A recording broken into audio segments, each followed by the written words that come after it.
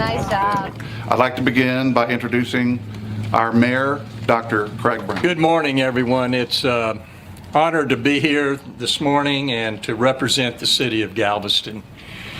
13 years ago, after Ike, GHA and the city and a number of individuals in the community started to look at rebuilding public housing and rebuilding those 569 units that were destroyed during Ike.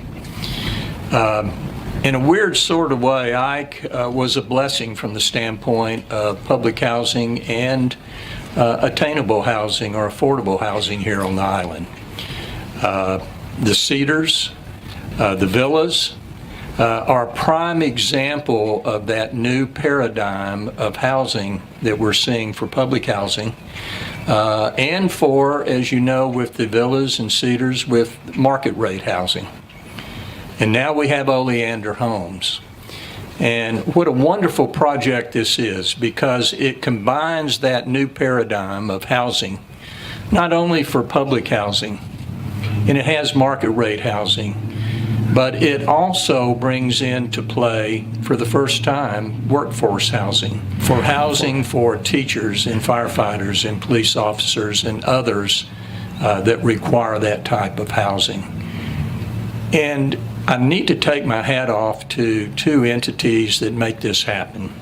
McCormick, Barron, Salazar.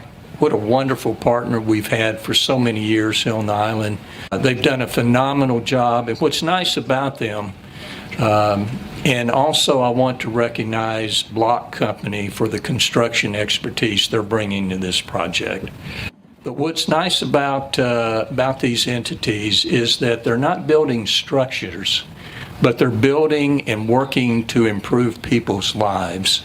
And with McCormick, Barron, Salazar, with their partnership with Urban Strategies, brings a human capital plan to this type of housing situation here that is so needed to assist those individuals with anything that they may need to improve their lives. So it's an honor to be here. As I mentioned, representing the city of Galveston. I want to recognize we have Councilwoman Sharon Lewis in the audience. Sharon from District 1, thank you for being here. Appreciate it. And on behalf of the city of Galveston, congratulations to the Galveston Housing Authority, Mona, Bill, Betty, all of the board members of the Galveston Housing Authority. Congratulations to you. It's a win-win not only for GHA but for the entire city of Galveston. Thank you. It was interesting. I'm a CPA and things need to balance, and some things work, some things don't. But I'm going to tell you, budgeting a mixed income development in 2021 using $2,008 takes great expertise and a little bit of magic. Mayor Brown and everyone here, that's okay. I answer to anybody. It indeed has been a very long time, and we have been here for more than a decade working with the Housing Authority, with Mona and Dana and the Commission, with Betty, and we've been through a number of mayoral cycles, and through it all, with the support of GLO, Heather and Miriam and their team, we got here. There were many here more than a decade ago who urged me to leave Galveston. They weren't interested in what we were going to do with the Cedars and the villas, and we encountered some very, very ugly resistance in this community about what we were about to do. And I think that it was a very important part of the work that our firm does. I think most here who kept asking me every time I came to Galveston when McCormick Barron was going to leave, they didn't quite understand who we were and who I am. in terms of my determination to make sure that we stayed the course here as long as it was going to take to try to get this done. It was important for the community, it was important for the families that were living in public housing, and it really was part of the mission that we have as a company when I started it back in 1973. So we're almost 50 years old. We've been in dozens and dozens of communities throughout the United States. But I personally developed a real fondness for Galveston. And I think that the kinds of things that are going to happen now, hopefully, will further the production of affordable housing and workforce housing here, will keep more employees on the island here as a permanent residence, and will build a new set of communities throughout the island. It's very, very important, and we're very happy to be part of it. I really want to thank Lou Bernardi and Monique, who have done a superb job with everyone else on the GLO team, the Housing Authority team. Scott Jepson is here, and Tony Jackson. This was not an easy deal, for sure, and there were a lot of complications trying to make it all work. We're very appreciative of the work that Dustin and the architectural firm has done in terms of the design. We think it'll be a handsome new community. We have been very sensitive to the importance of resilience and equity in this community. All we heard during the time that we've been working on this was how dreadful Oleander was, and how it was going to be a disaster, and there's nothing we could do about it, just the way of Galveston and the way of the water, and people will never be able to live in a decent home. Well, we think that's totally untrue, and we are very much part of it. Success here. We appreciate it. I want to thank the members from the NAACP who supported us through all of this, Urban Strategies, who's working in the Cedars and the Villas, and in the end, all of this, from our perspective, is about the children. And it is important for them to have an opportunity to succeed in school, have a decent home to come home to, and to move on to bigger and better things off the island. And for that, we're very grateful to be part of this, and we just look forward to seeing everybody here when we cut the ribbon. Thanks very much. You know, it's interesting, on the workforce housing, I had a call from a client this morning, actually, thanking me for getting this started, because he employs a whole lot of people in Galveston, Texas, who are commuting. So he's very excited for us to get some public and workforce housing in. Next, I would like to introduce the Senior Deputy Director of the Texas General Land Office, Heather Lagrone. I started out with this program in 2008 when then Judge invited me to come to Galveston before a lot of you were even able to return home. A lot of you weren't even home yet, and we were here on the ground working on recovery. Looking at all of the recovery and seeing every time I come back to the island, more and more recovery over the last few years has been amazing. I count some of you as some dear friends now that I didn't even know before this all started. And I think that this project is going to be the ideal bow on the top of this recovery. There have been some challenges as we have worked through all of the, we'll call it math, though I'm not sure it's math, associated with putting together a development of this size with the complexity and the details that go into it. The land office is just very proud to participate and to be a partner here. For those of you who haven't heard the numbers yet, this project has $89 million in federal funds going into it from the land office, from Hurricane Ike disaster recovery, and as a result, you're going to have 348 new homes for people to occupy. These are going to be apartments that families are not capable of utilizing right now. They're driving in every day for their jobs here. This is going to give them an opportunity to set some roots and to bring their children with them and to participate in all of your schools and all of the great amenities that I too have become very fond of here in Galveston. So again, thank you so much for allowing us to be a part of this project. On behalf of Commissioner Bush, we just are thrilled as can be to get this going. The local housing advocate for the NAACP, Mary Patrick. What a great day here in Galveston. This day, October the 5th, a day in history as we journey through the phase of housing for our citizens and especially those who have been misplaced for years. Special thanks to so many of you for making this a reality. But I have some special thanks. Mona, Dana, Mayor Brown, Angela, Betty, but especially our NAACP. And I'd like to recognize a few of them at this time. Our past president, who's still a big push for all of us, Mr. David Miller.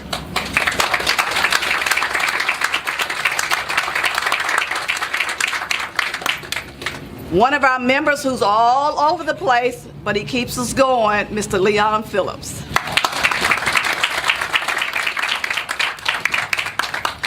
And the cheerleader in all of this for us is our second vice president, Ms. Pat Tolliver.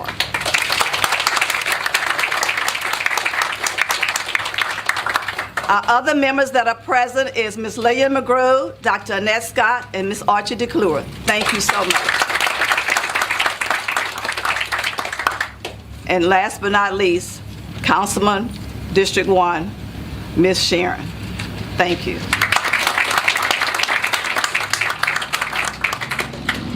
As the scripture states, many members, but one body making it all happen. It has now become a reality. Special thanks to many of you for making this a part of this great day of Galveston. We have been allowed to walk this long and wonderful journey. At last, we are here. Thank you.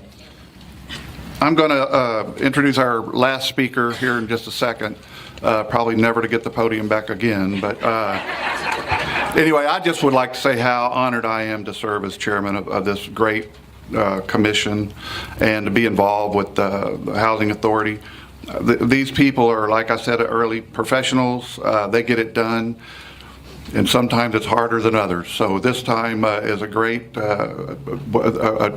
challenge has been accomplished to get this far. So next, I would like to introduce, without kidding, seriously, a very, very influential person in this process. Betty served. Come again? Lots of energy. Oh, yeah. Yeah, don't get in her way. Betty served as our development committee chair and kept me in line, made sure I knew when the meetings were and what channel it was on or what phone number to call. And Betty is also the vice chair of the Housing Authority. And as Ms. Patrick said, she has great energy, and I look forward to hearing what she has to say. Thank you. Over the year and a half that I've been back on the board, I guess we're coming up on 2 years back on the board, Mr. Ansel has learned the danger of turning the microphone over to me. But I promise, Mr. Chairman, I'm going to be uncharacteristically brief.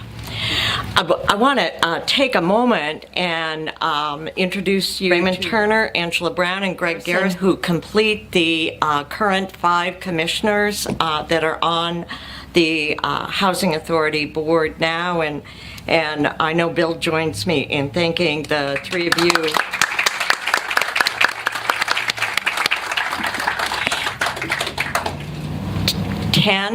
Maybe 11, 12 years ago, this Housing Authority and this community made a promise.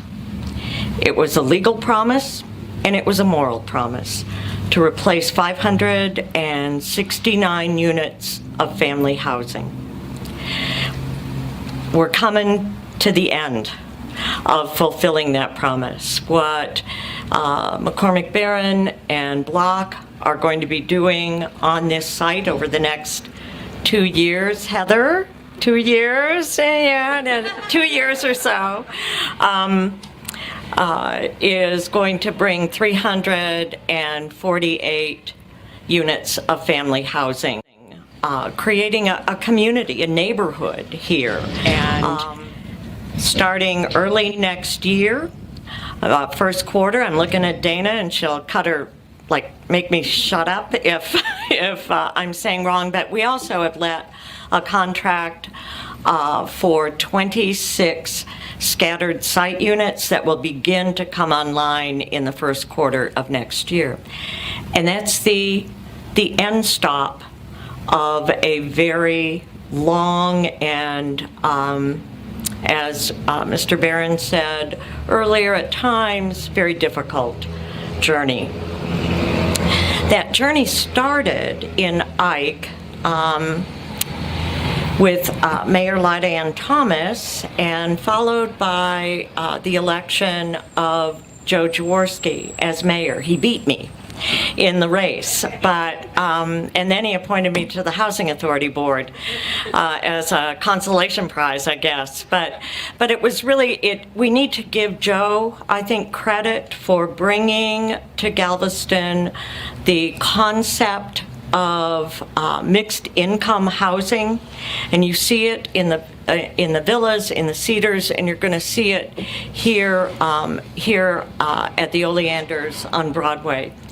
It cost Joe politically in this community, but he stayed the course, and I think that's, for me, the message that comes out of all of this is staying the course. When you know you've got an end goal that is worthy and meritorious and is going to do good, you stay the course. And I look around here and and I see Scott Jepson, our development consultant, and I see Tony Jackson, our Lady Tiger lawyer for the Housing Authority. I look at Dana and Mona and Clover. I look at Richard Barron and his team. So many of us have been part of pieces of this journey.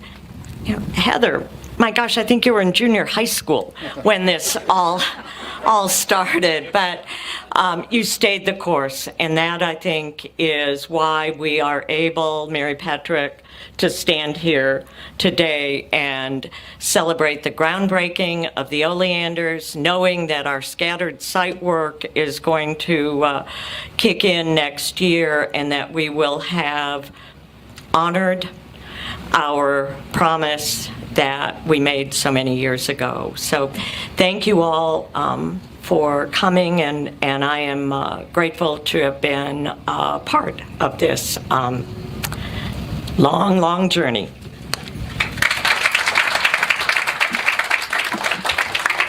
It's kind of obvious why Betty bats cleanup, so she did a great job. Thank you, Betty. Again, I want to thank everybody for attending. This is a big deal to us and a big deal to you, and it's a big deal for Galveston.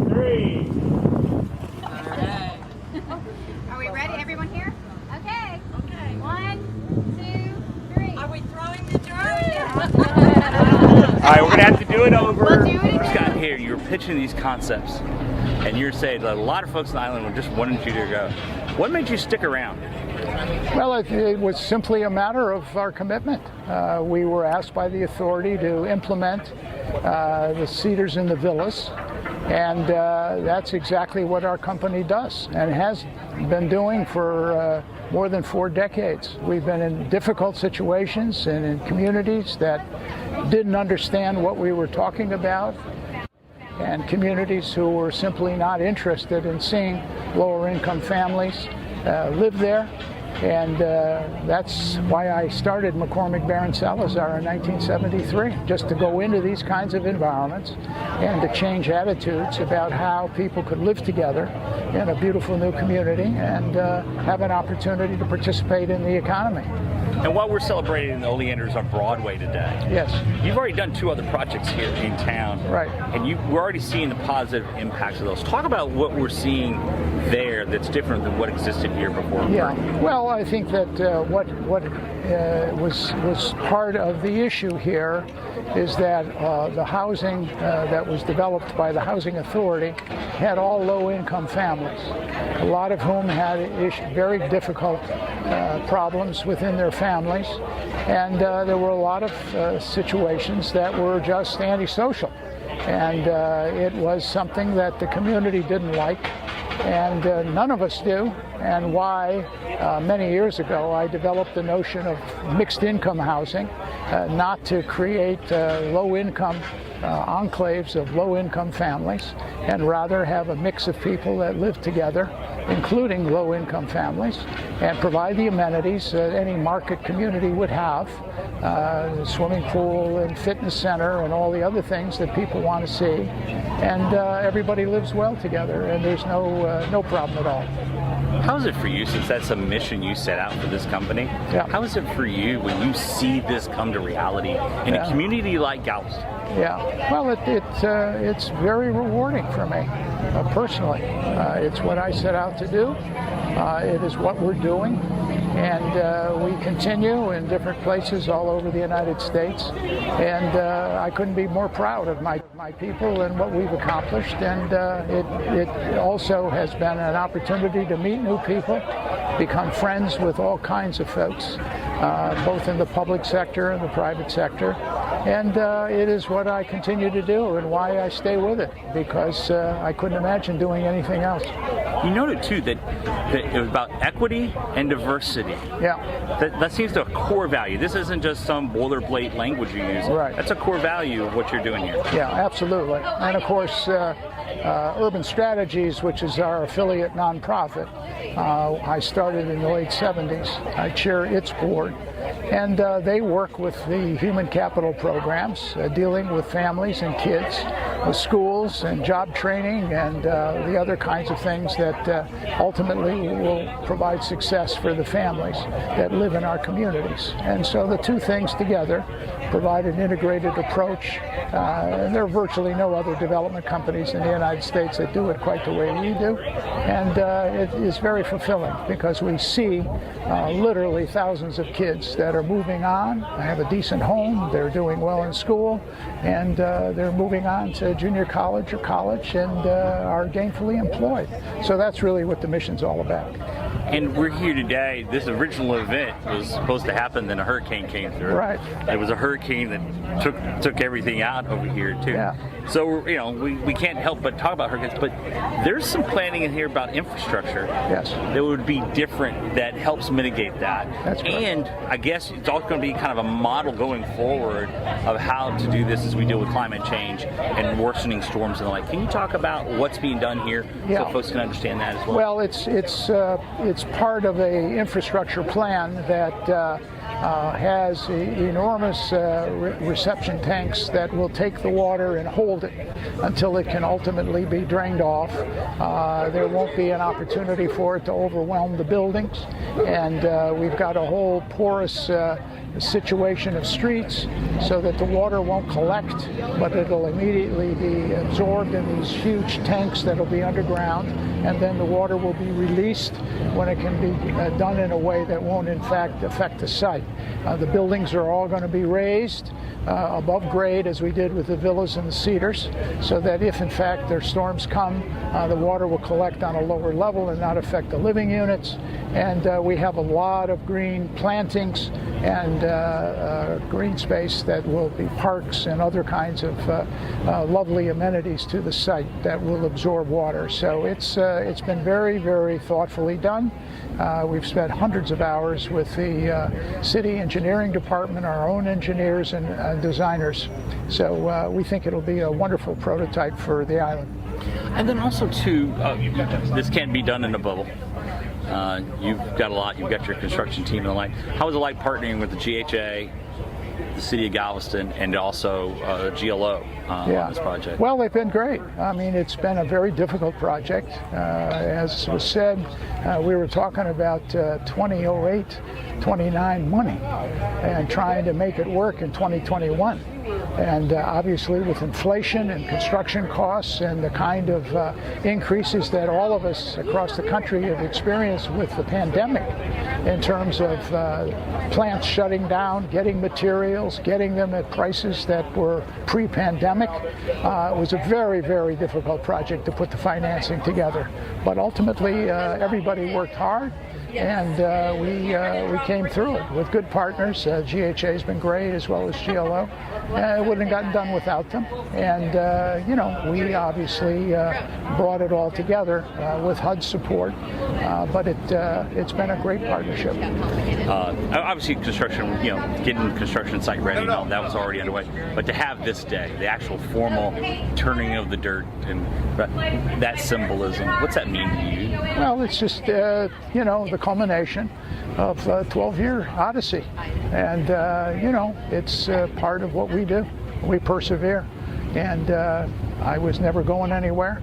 I was continually asked if we were going to leave Galveston because of all the political pushback initially before we did the Cedars and Villas. And I had no intention. I just figured that in the end, what we were doing was mandated, and we'd ultimately get political support for it once people saw